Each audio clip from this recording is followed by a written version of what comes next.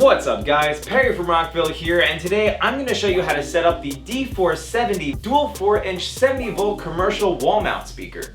As you can see, it comes with the speaker itself with the attachable dual wall mount, 4 screws and 4 anchors, an Allen key, the metal sleeve and bolt to assemble the dual bracket, and 2 screw knobs to attach the speaker onto the bracket. Now because this is a 70-volt speaker, let me quickly explain how 70-volt systems work. 70-volt amplifiers allow you to run a large amount of speakers at a fixed and constant wattage. So you can run over 100 speakers off that one amplifier if you match the wattage being drawn by the speakers to the ability of the amp. We can do this by tapping each speaker to a certain watt amount. So for example, if I'm using an amplifier that has more than 100 watts, I can tap each speaker at 7.5 watts, giving me the ability to use 20 speakers. Now if you're using a multi-zone amplifier, that opens up the flexibility of where you can control the audio and how you can set it up in your space. But the same principles apply. You have to match the tapped wattage of the speakers to each zone's recommended wattage amount.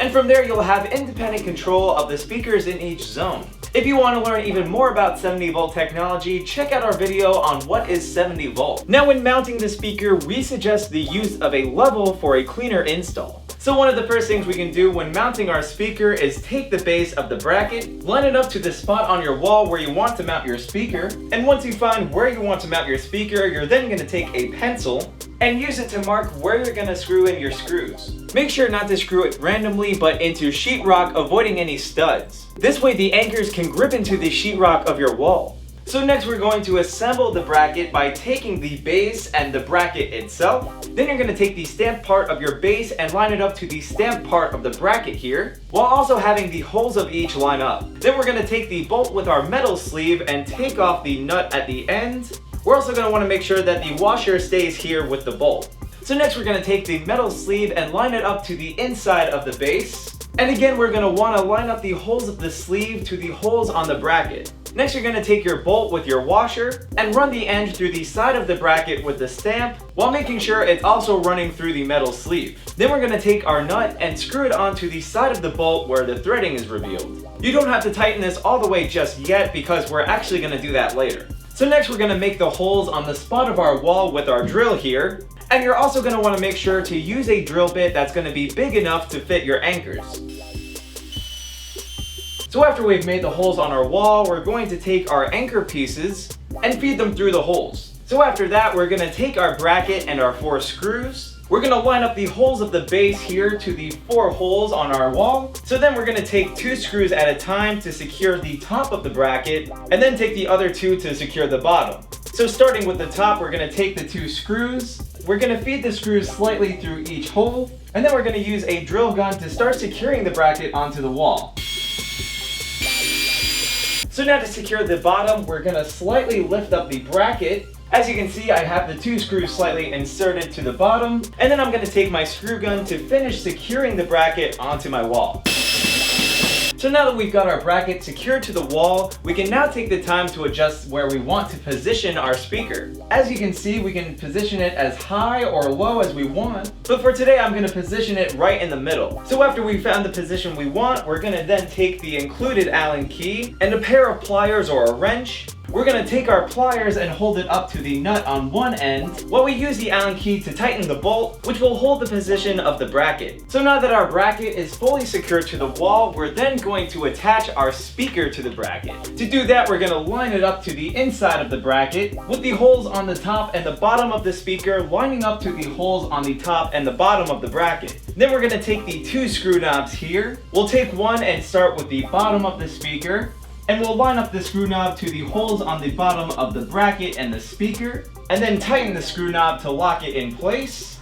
And then we're going to take the next screw knob and do the same exact thing with the top of the bracket and the speaker. After you have your speaker secured to the bracket, you can even loosen these knobs to swivel the speaker from side to side. So the next thing we can do for our setup is connect the speaker to a 70-volt amplifier. What's really cool is that the speaker is built with this detachable Euroblock terminal, so you can plug in your wires and place the terminal back into your speaker for an easier install. You'll just want to be sure to know which terminals are positive and which terminals are negative, which you can easily check on the back of the speaker. So we can start by taking a flathead screwdriver to loosen the terminals on the Euroblock.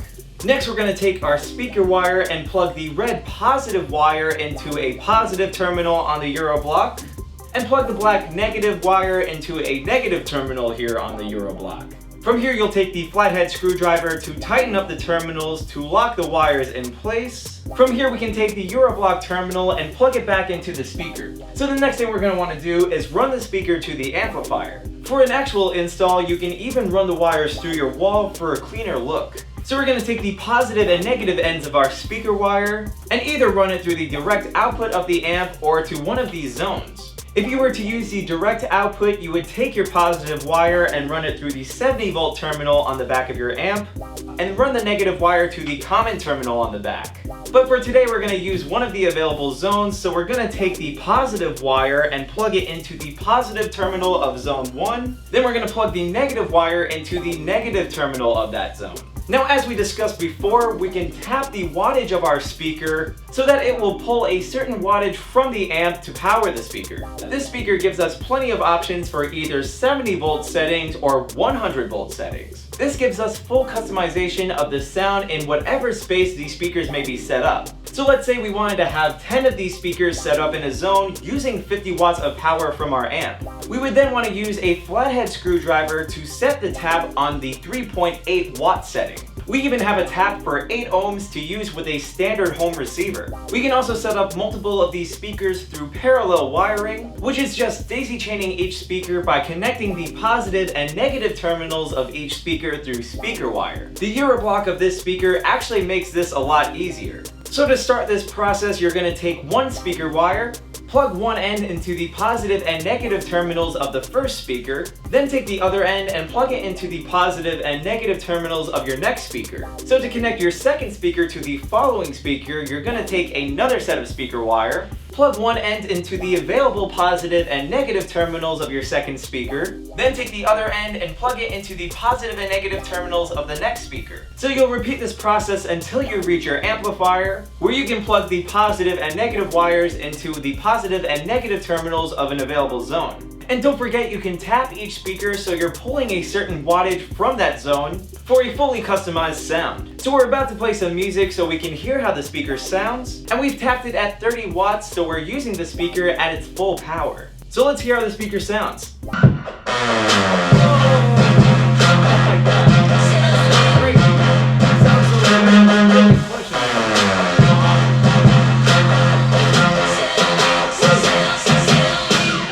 So hopefully this showed you guys how easy it is to set up your D4-70 dual 4-inch 70 volt commercial wall mount speaker. But of course, if you have any questions, comments, or concerns, feel free to reach out to our customer support team through phone or email. As always, I'm Perry from Rockville, and we'll see you guys next time.